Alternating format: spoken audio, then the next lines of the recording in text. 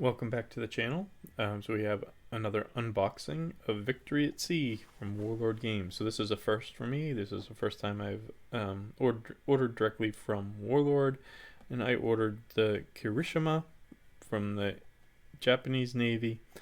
This is, or should be, basically the sister ship of the Congo, which I have here from the Imperial Japanese Navy starter set. So it should be very similar to this ship. According to the pictures, there's some slight differences, just like with other ships of the same class in Victory at Sea. But why don't we get into it and open the box and see what we get. I am assuming that this is going to be essentially the same as what we get in the other boxes, just without the artwork. So for each of the navies, Warlord does have several, it's mostly ships that they have already released in a, just a sister ship of that ship. So these are both the Congo and the Kirishima are of the same class. They are both Congo class cruisers, or Congo class battleships. I'm sorry. Now there are some exceptions to that. There's a German aircraft carrier, which isn't a sister to anything, and there's the USS Alaska for the US Navy, which currently doesn't have a sister ship. So as you can see, we have our ship and we have our paper. So when we look at the model first,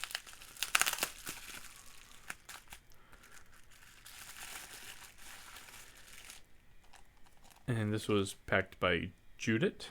Thank you, Judith. And here's the model.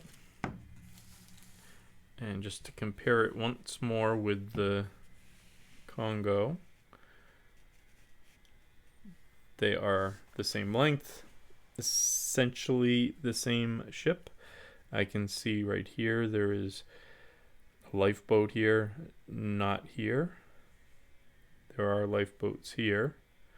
And I'm sure there are other things that are different between them. I believe some of the metal parts are different, specifically the bridge, the main command tower.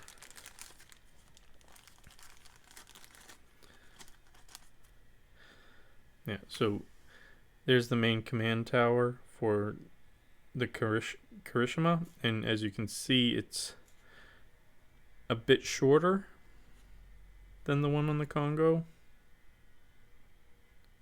It's slightly different shape. The guns are going to be pretty similar, if not identical. And we have some other bits here, which I'm not even sure what this is here. We'll have to look at the instructions. A couple of the smokestacks here and here. It's very good. And we'll try and get a close-up of the model.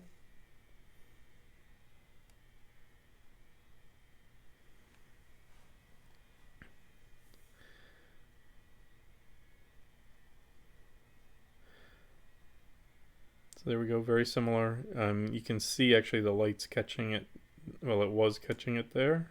Some of the release agent, you can see it as I shift it. Some of the release agent there that you want to be sure that you clean off before you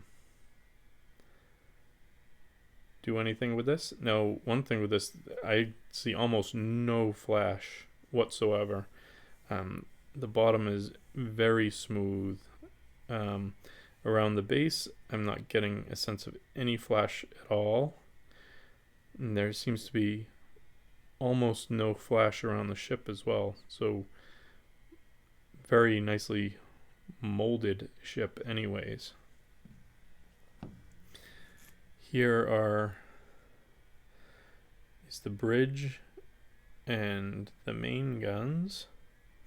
One reason why I got this was just to have options in list building. You know, the Yamato is great, but sometimes you just don't want to run 1,000-point ship.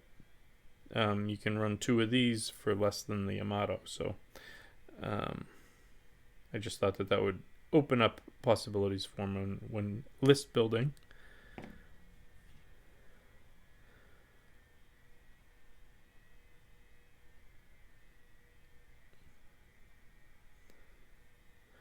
Alright, so why don't we move these out of the way a little bit, and we'll look at the paper.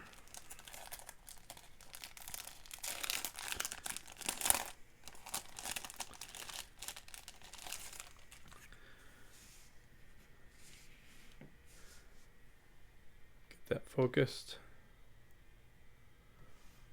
Okay, we have our damage sliders, which I personally don't use. We have our working with resin,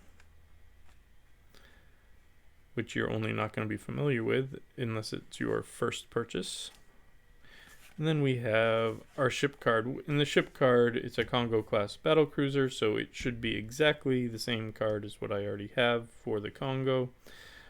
These are 375 points, so significantly cheaper than the Yamato. You can almost run 3 of them in a list. These are battleships, flank speed of 6, armor of 4, hull of 73 and 24, aircraft 3, armored deck, torpedo belt 2, 4 main turrets.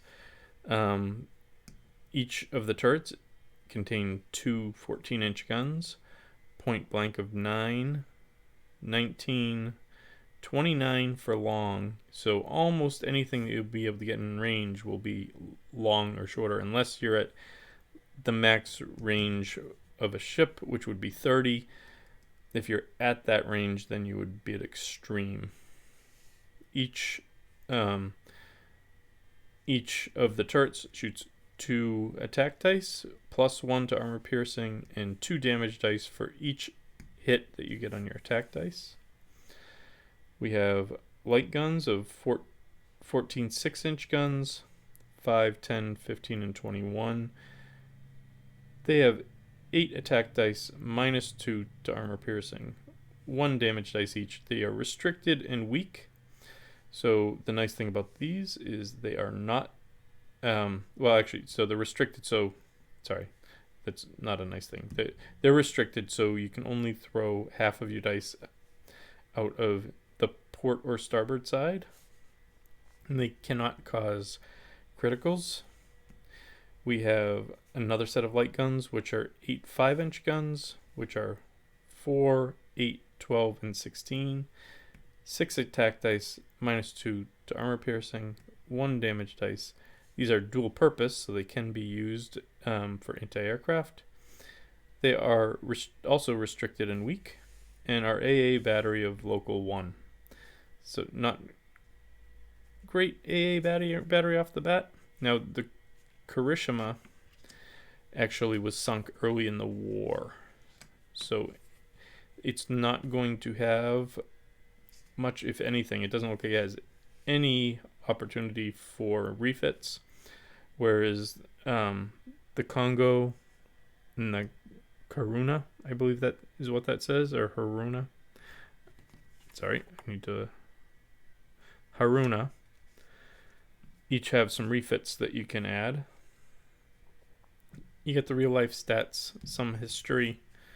The refits for the Haruna and the Congo, including changing out some of the guns. So for the Congo in 1944, we add radar and change the light guns and AA battery as shown below for 65 points. Here we can get our AA battery up to 6, so that's really good. Probably going to want that if you're playing into 1944. As far as the light guns, it looks like they kind of flip-flop from the... Actually, it looks like they have 5.5 and 5-inch guns, but a lot more dual-purpose guns and a lot fewer other light guns that cannot be used for anti-aircraft. So once again, we'll bring the two ships into view. So this was an unboxing for the Kirishima for Victory at Sea, Warlord Games. Hopefully you enjoyed the unboxing. Hopefully it was useful to you. If it was, please give a like and a thumbs up. And please think about subscribing to my channel. It helps me a lot to know who's watching and what they're interested in. But thank you very much. Keep gaming, keep painting, and have fun.